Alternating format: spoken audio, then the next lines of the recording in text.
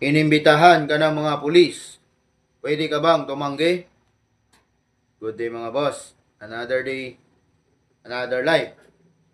Pwede ka bang tumanggi kung inimbitahan ka ng mga pulis sa presinto?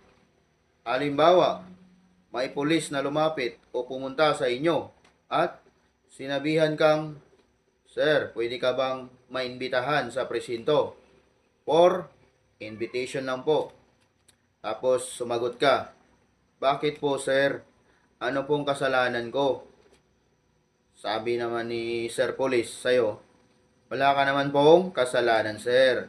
This is for invitation purposes only.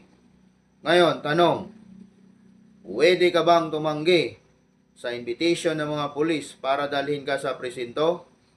Sagot, yes. Pwedeng pwede. Pwede kang tumanggi kasi wala namang batas na nagsasabi na bawal kang tumanggi.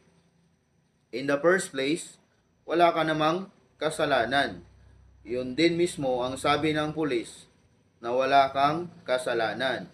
Pero, I suggest, kung sa tingin mo talaga wala kang kasalanan, hindi ka naman dapat matakot sa imbitasyon ng mga pulis.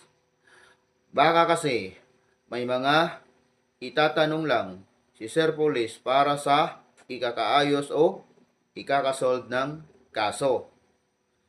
Kung talagang may doubt ka o takot ka sa sarili mo na sumama sa mga pulis, baka di ka na makabalik at ikulong ka na diretso, mali po ang iniisip nyo. Hindi po ganun ang mga pulis. Mababait po kami. Kung may doubt ka talaga o takot ka talaga, pwede ka naman magsama ng witness mo.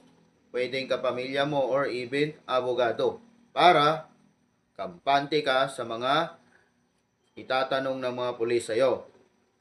Basta kung wala kang ginawang masama, wala kang dapat ikatakot. Mababait po kaming mga pulis. Kakampi nyo po kami. Okay? Idol, paki-heart naman ng video ito kung nagustuhan mo at nakatulong sa inyo. Mag-comment ka na rin kung taga saan ka para alam ko saan umabot ang video ito. Daghan kayong salamat sa inyong suporta. Sir Parak po ito, laging nagpapaalala sa inyo. Mag-ingat, mag-ingat, mag-ingat, mag-ingat. Okay? Follow and share for more. Thank you and God bless sa inyo.